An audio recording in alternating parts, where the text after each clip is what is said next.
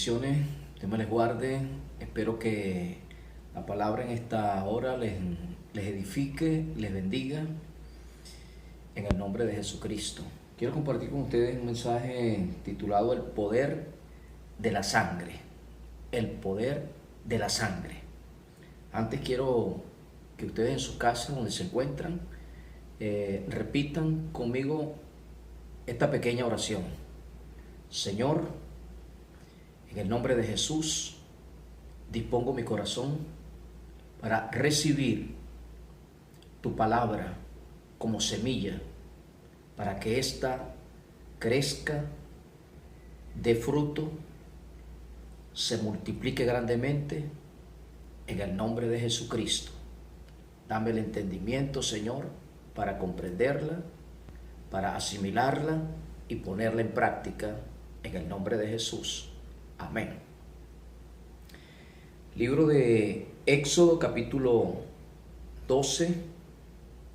Dice la palabra: habló Jehová a Moisés y a Aarón en la tierra de Egipto, diciendo: este mes os será principio de los meses para vosotros. Será este el primero de los meses del año. Hablad a toda la congregación de Israel, diciendo: el 10 de este mes tómese cada uno un cordero según las familias de los padres, un cordero por familia. Mas si la familia fuere tan pequeña que no baste para comer el cordero, entonces él y su vecino inmediato a su casa tomarán uno según el número de las personas. Conforme al comer de cada hombre haréis la cuenta sobre el cordero. El animal será sin defecto, macho de un año lo tomaréis de las ovejas o de las vacas. En el verso 10 dice: ninguna cosa dejaréis de él hasta la mañana, y lo que quedare hasta la mañana lo quemaréis en el fuego, y lo comeréis así, ceñidos vuestros lomos, vuestros calzados en vuestros pies, y vuestro bordón en vuestra mano, y lo comeréis apresuradamente. Es la Pascua de Jehová. Pues yo pasaré aquella noche por la tierra de Egipto, y heriré a todo primogénito en la tierra de Egipto, así de los hombres como de las bestias, y ejecutaré mi juicio en todos los dioses de Egipto, yo Jehová. Y la sangre os será por señal en las casas donde vosotros estéis, y veré la sangre y pasaré de vosotros, y no habrá en vosotros plaga de mortandad cuando hiera la tierra de Egipto. En el verso 22 dice: y tomad un manojo de hisopo y mojadlo en la sangre que estará en un lebrillo, y untad el dintel y los dos postes con la sangre que está en el lebrillo, y ninguno de vosotros salga de las puertas de su casa hasta la mañana, porque Jehová pasará hiriendo a los egipcios, y cuando vea la sangre en el dintel y en los dos postes, pasará Jehová aquella puerta, y no dejará entrar al heridor en vuestras casas para herir. Estamos viviendo tiempos asombrosos, tiempos inéditos, nunca antes vistos. Lo bueno es que Dios permitió que esto sucediera en el tiempo donde la tecnología nos permite tener el acceso a un medio tan importante como lo es el Internet, y poder llegar a cualquier parte del mundo para comunicar la información que queremos hacer saber. Solamente necesitamos el acceso de una computadora, un teléfono, y desde allí, a través de las redes, poder establecer comunicación y establecer relación como familias o como iglesia. En este año 2020 estamos viendo una aceleración del cumplimiento de la palabra profética que Jesús nos dijo en Mateo 24:14. Y dice, y será predicado este evangelio en todo el mundo, y entonces vendrá el fin. Satanás ha querido frenar lo que se ha declarado la década del evangelismo. Se ha dicho que desde el año 2020, esta década se denomina la década de la evangelización, y comenzó cerrando las puertas de los edificios, de los locales donde nosotros como iglesia nos reunimos, por lineamientos gubernamentales, todo direccionado a través de la Organización Mundial de la Salud. Sin embargo, la iglesia no ha callado, porque hoy vemos que a través de los medios alternativos, de los medios digitales, la palabra sigue llegando, y aún con mayor intensidad, a los hogares, a las familias, a cada rincón de esta tierra.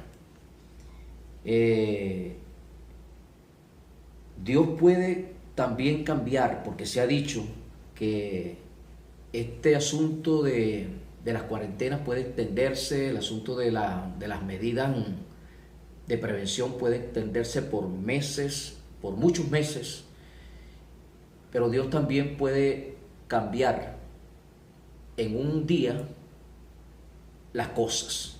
Dios en un día puede hacer cambios sobrenaturales para revertir los acontecimientos, porque lo ha hecho en la historia bíblica, en la reseña que tenemos en las Escrituras.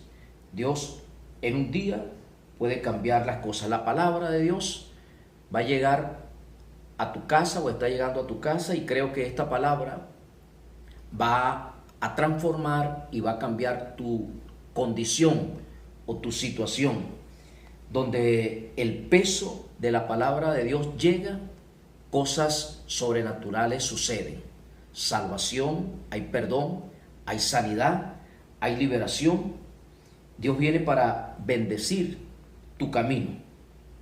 Hablando o haciendo referencia al título que les mencionaba, el poder de la sangre, cuando una persona está padeciendo de un derrame interno, se asocia ese derrame de sangre con muerte, si no se detiene el derramamiento de sangre que tiene la persona.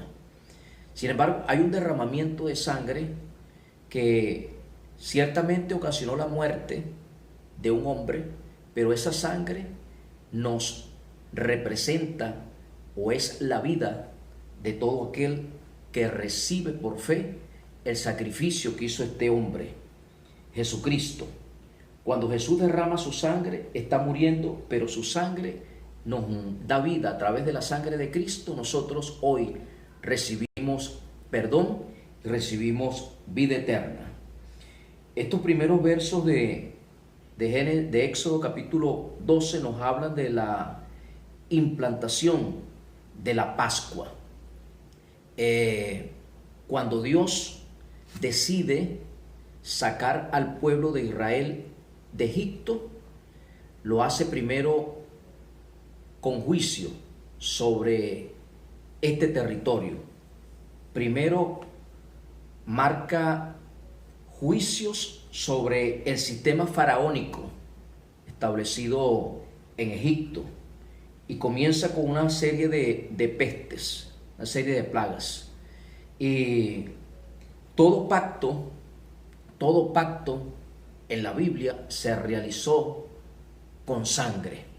Los acuerdos, por ejemplo, los contratos se firman con tinta, pero los pactos, las dispensaciones, las temporadas, los tiempos bíblicos siempre se establecieron con sangre. Desde el principio de la existencia del hombre. En el libro de Génesis, en el capítulo 3, en el verso 21, se reseña el primer derramamiento de sangre.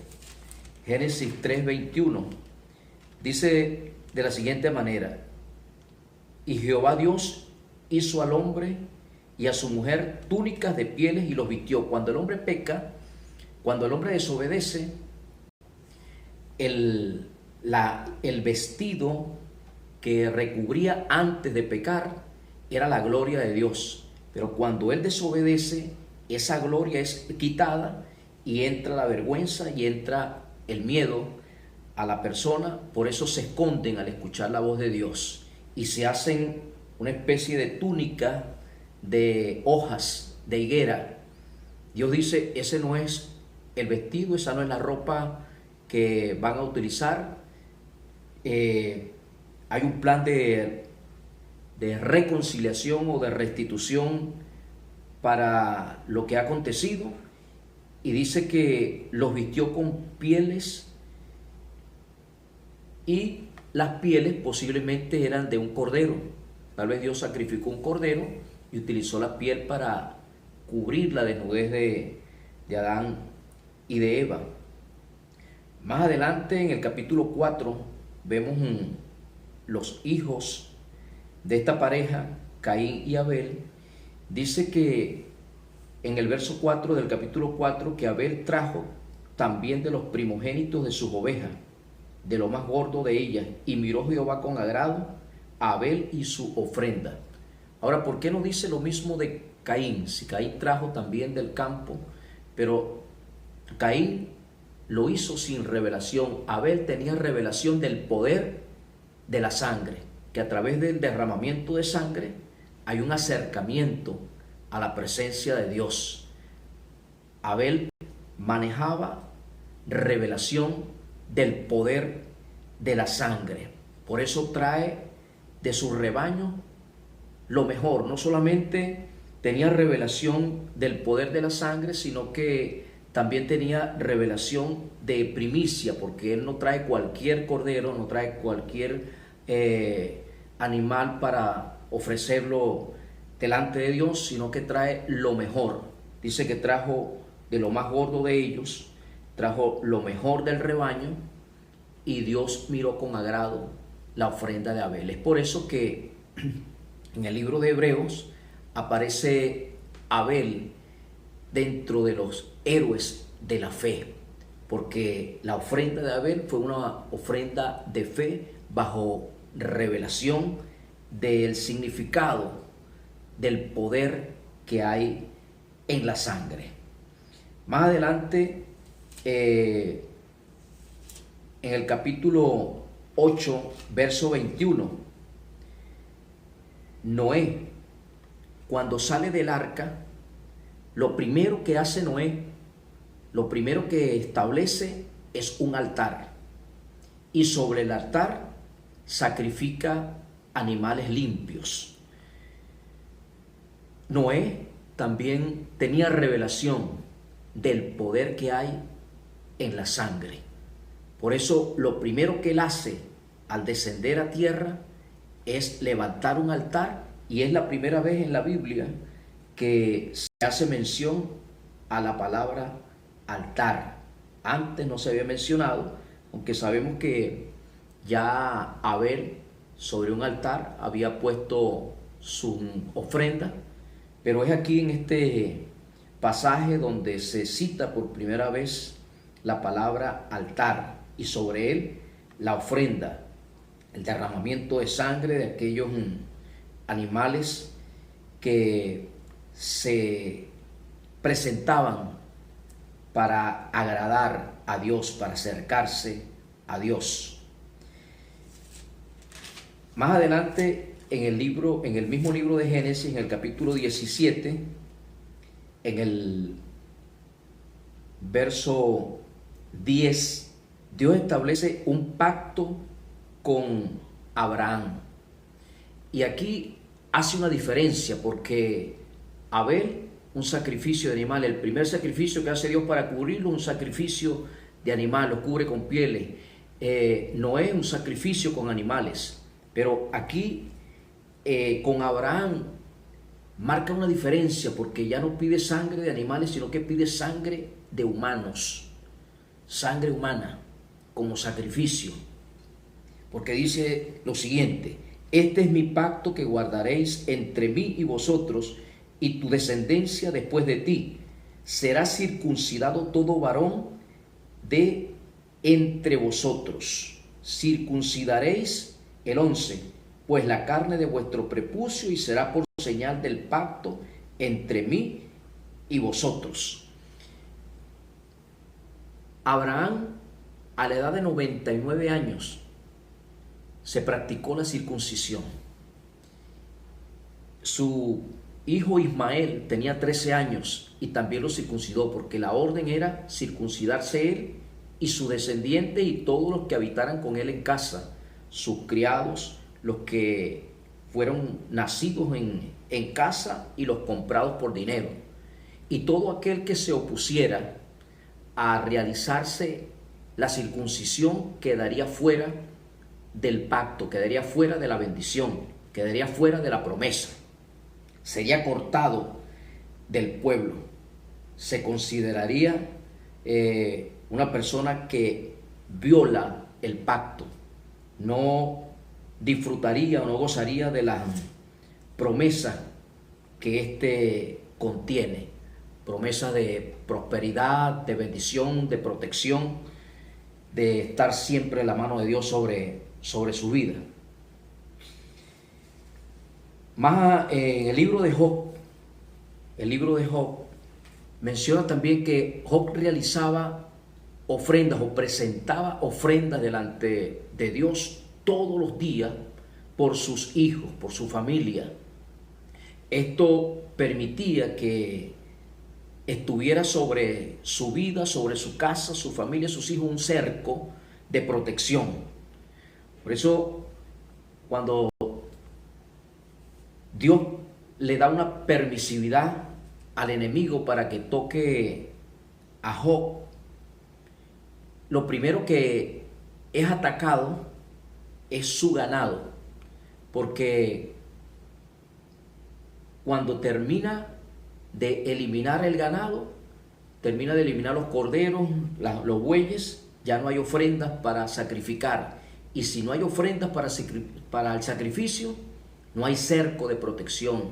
Se rompe el cerco y queda a merced de la circunstancia o del enemigo.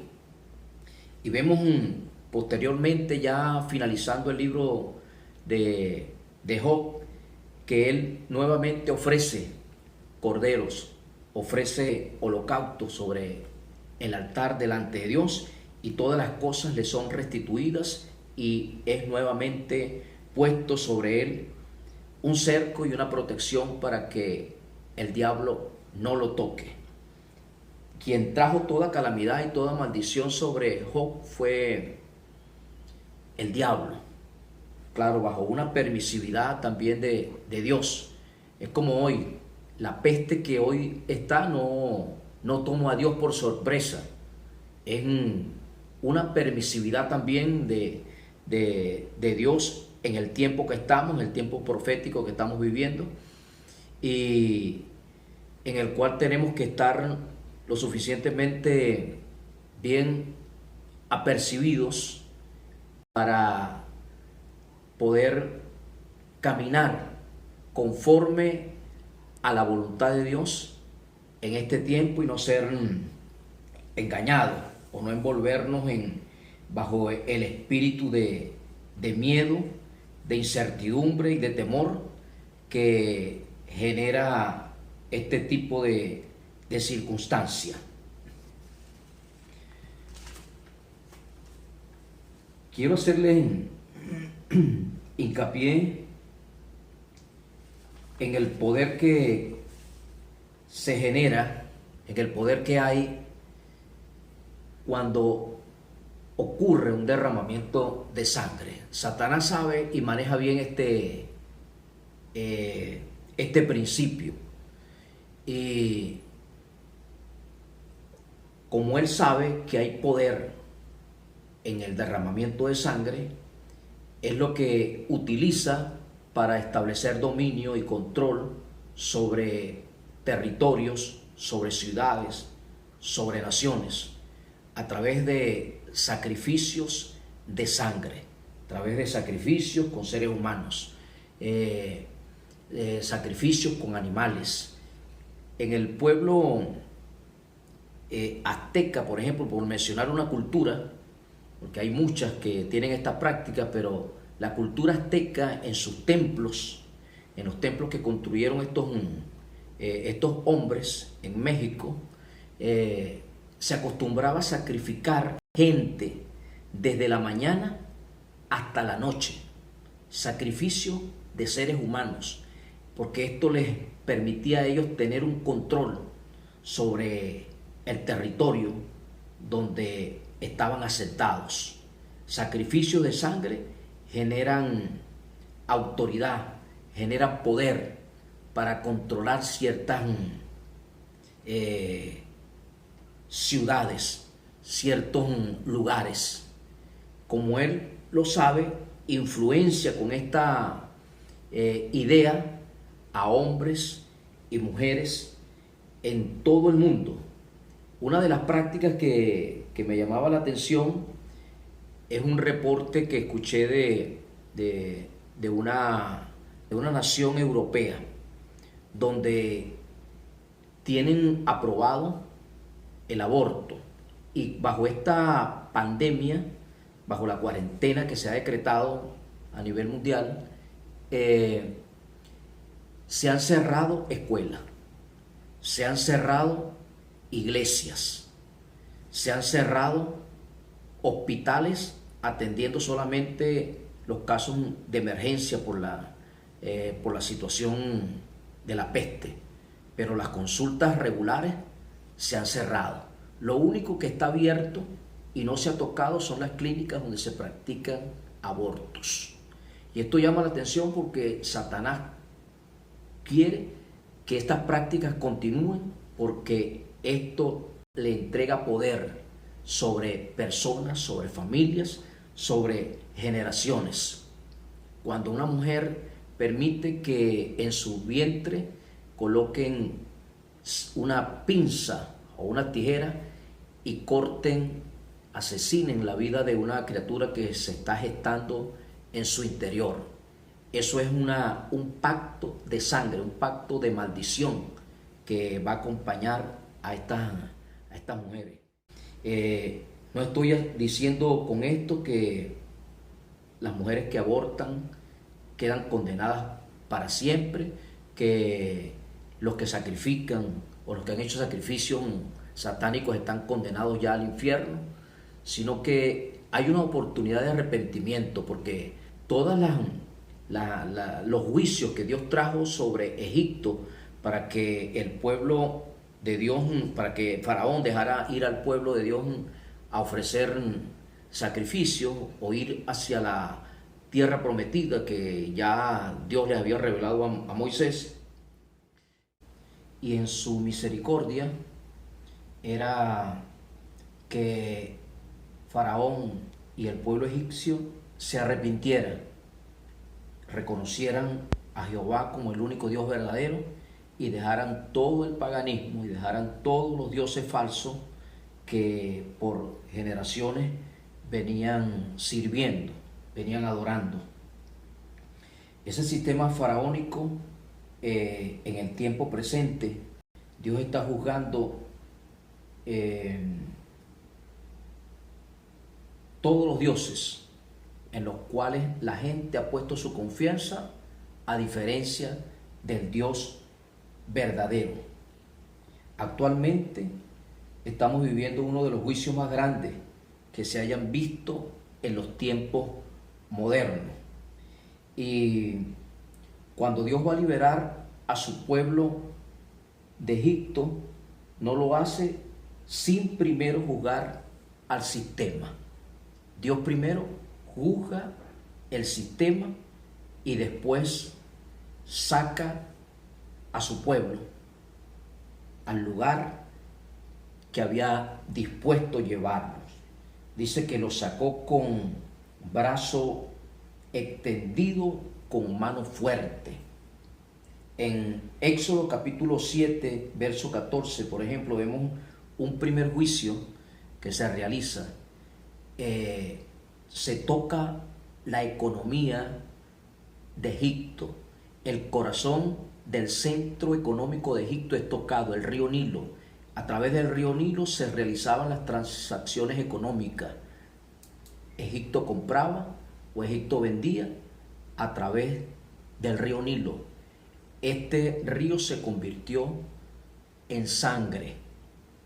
Toda vida en aquel río muere y las embarcaciones dejan de funcionar, tocando o trayendo un impacto negativo sobre la economía del país. Hoy nosotros vemos un impacto negativo también sobre la economía mundial, sobre la economía del mundo, porque muchas fábricas, muchas empresas han cerrado, han bajado su producción. Vemos actualmente que los precios del petróleo, por mencionar una de las energías que se comercia, ha llegado a los precios más bajos de toda la historia desde que se está negociando. Esto ha traído un impacto negativo en las naciones, y hay gente que el Dios en el cual ellos habían puesto su confianza está siendo sacudido, porque muchos tenían la confianza en los negocios, tenían la confianza en las empresas, tenían la confianza en la bolsa de valores, tenían la confianza en la economía, que si tenían una economía buena, tenían paz, tenían tranquilidad. Pero ahora que la economía está en el piso o está bien herida, parece que el Dios se les derrumbó. Pero es para que levanten la vista y vean que el Dios no es el dinero, el Dios no es la economía que hoy está tocada, el Dios no lo toca la crisis, nuestro Dios no lo toca las circunstancias. El único Dios verdadero está en su trono para que la gente se vuelva a Dios. Sin embargo, en cada una de las pestes, de las plagas que se manifestaron en tierra egipcia, el corazón del faraón se endurecía más. La segunda peste o la segunda plaga que llega a esta tierra es la invasión de las ranas. Los egipcios adoraban al dios Rana, lo creían que era el dios de la reproducción o el dios de la resurrección. Sin embargo, era una cantidad tan inmensa, una cantidad tan enorme, que los hastió, y le dijeron a Moisés que quitara esa peste, esa cantidad de ranas que estaban invadiendo las casas y todos los lugares de las ciudades egipcias. Y en un día Dios las extermina, dando a entender de que ninguna rana de ellas, ninguna de las que murió, resucitó o se pudo reproducir, quedaron bien muertas. Y así una serie de pestes o de plagas hasta llegar a la décima. La décima plaga es la muerte de los primogénitos, la muerte de los primeros hijos de cada familia, tanto de las bestias o de los animales como de los seres humanos. Y Dios les da un lineamiento, que sacrifiquen un cordero y la sangre de ese cordero la coloquen en el marco de la puerta principal de la casa. No la iban a colocar en el piso, no la iban a colocar en el techo, ni en las paredes, ni en las ventanas. Era en la puerta principal, porque la puerta principal de la casa es la entrada, es la salida. Tú le das acceso o le restringes el acceso a alguien en la puerta principal de tu casa. Es una señal de autoridad. Esa señal de autoridad iba a estar puesta sobre las casas de la familia hebrea. Aquel que no se sujetara a esta orden quedaría también bajo la consecuencia de muerte del primogénito de aquella familia, aunque fuera pueblo de Israel. Tenían que caminar en la obediencia al precepto, a la orden que Dios les estaba dando. Hay un poder entonces en la sangre. La sangre de ese cordero libró a las familias hebreas de la muerte de los primogénitos. No sucedió así en las familias de los egipcios, porque ellos no aceptaban las palabras de Moisés, no las creían, y todo primogénito del pueblo egipcio murió, tanto de animales como de hombres. Y esto trajo una conmoción al corazón del faraón y dejó ir a el pueblo de Israel a donde ellos estaban pidiendo. Hay un pacto que Satanás ha tratado en todas las generaciones y ahora como que se ha extendido con más fuerza, y es el pacto de sangre a través de la inmoralidad sexual, a través de la fornicación, a través del adulterio. En una oportunidad se le preguntó a un especialista acerca de el himen, la función del himen, esa membrana que tiene toda mujer. Cuando una mujer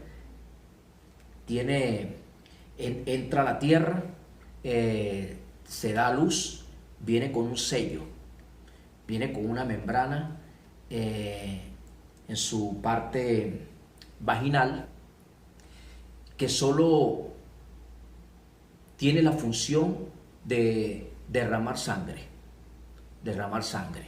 en su generalidad. Esa es la función. Y bajo la bendición de Dios, en el libro de Levítico da una especie de la ceremonia que se establecía ante el sacerdote. La pareja que se casaba iba a la tienda, iba a su casa, y el sacerdote los acompañaba hasta el lugar donde ellos iban a estar, y posteriormente el hombre le enseñaba la sábana al sacerdote, se la entregaba, el sacerdote la revisaba y bendecía a esta pareja, bendecía a esta familia. Si no había mancha de sangre, si no se cumplía lo pautado, era apedreado, era asesinado el hombre, como la mujer también. La pareja, era pena de muerte sobre esa pareja. Eran leyes que Dios había establecido para que hubiera el carácter, o establecer el carácter moral dentro de la familia. Hoy eso se tiene tan en poco que a un especialista en un programa de televisión le preguntaron la funcionalidad que tiene el himen, y él dijo: eso no tiene ninguna importancia, no tiene ninguna relevancia, porque no tienen revelación de pacto de sangre. En el libro de Hebreo en el capítulo 13, en el verso 4, dice: honroso sea en todos el matrimonio y el lecho sin mancilla, pero a los fornicarios y a los adúlteros los juzgará Dios. Cuando una persona cuando un hombre se une a una mujer y consuman el matrimonio con la relación sexual, la bendición de Dios está sobre ellos. Hay un pacto que se consuma a través de el ligamento con sangre. Hay un rompimiento y hay una alianza de sangre entre esa pareja que será por el resto de sus días hasta que la muerte los separe. Cuando un hombre o una mujer casada se une a otro que no es su pareja y viene a acostarse con su esposa, él estableció otro pacto, invalidando, pisoteando el primero, y está el pacto matrimonial y trae otro pacto que ya estableció con la otra persona que se acostó. En esa cama o en ese lecho matrimonial que viene el hombre que ya estuvo en adulterio, crea una mancha en ese lecho. Es por eso que dice, pero sea el lecho sin mancilla, sin mancha. Hay una mancha en la relación cuando entra el adulterio y es la única causa que bíblicamente se permite para separarse la pareja. No existe eso del sexo casual, que es el sexo antes del matrimonio, pareja soltera, bíblicamente conocido como fornicación. La fornicación es un pacto de sangre también que se establece, donde la mujer no tiene la valoración de lo que representa esto para el resto de su vida y familia, y se acuesta con cualquiera. Hombres que se acuestan con cualquier persona y antes de ir al matrimonio ya tienen 15, 20 parejas con las cuales han estado.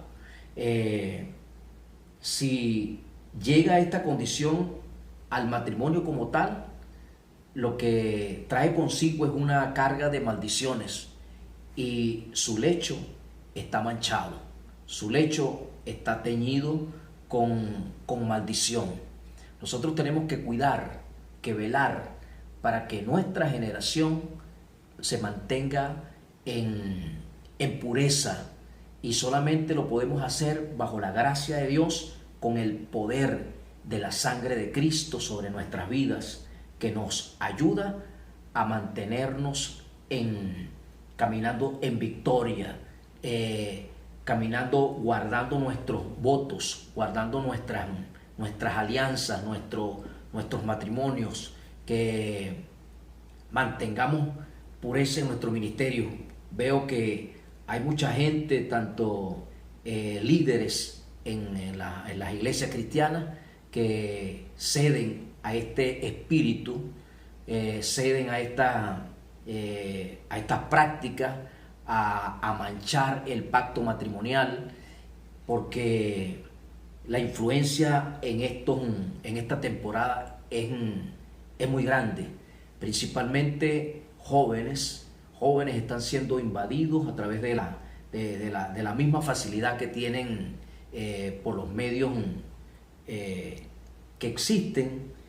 Ya no es a través de una revista, ya es al pisar un clic, al pisar un botón allí en su celular, pueden tener acceso a aberraciones, a alimentar ideas que después las consuman, porque todo comienza con un embarazo en los pensamientos, con alimentar este tipo de prácticas que después se consuman, porque comienzan a consumir pornografía, y la pornografía da como resultado embarazos que van a dar como tal fornicación o adulterio y manchas en su relación.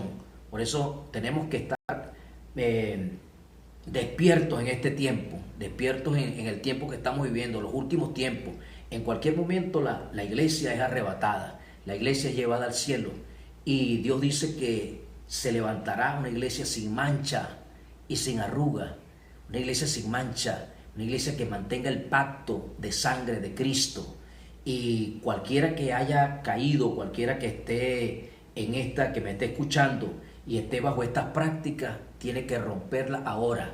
Tiene que decir: yo rompo ahora con ese pacto de maldición, con el adulterio, con la fornicación, con las uniones extrañas o raras, porque hay gente que ha practicado, se ha quitado su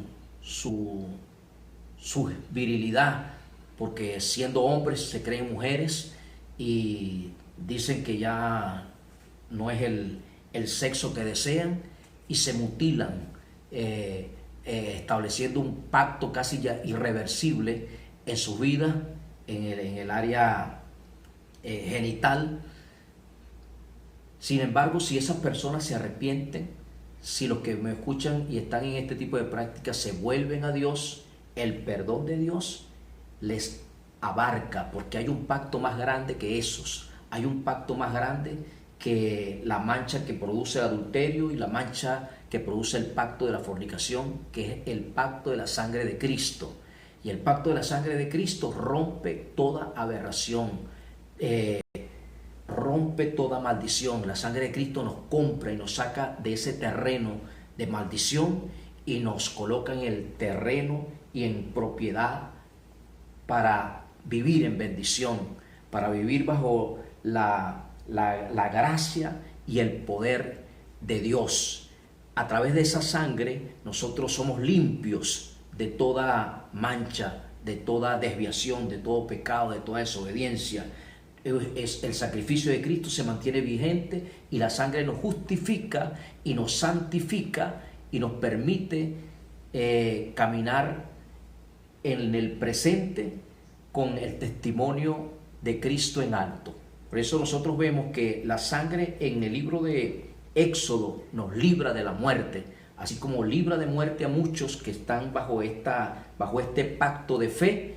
No vas a morir prematuramente, no vas a morir antes del tiempo. No hay peste que te pueda quitar la vida antes que cumples tu propósito en Dios, porque el pacto de la sangre de Cristo te cubre y el diablo y la enfermedad no tienen poder sobre ti.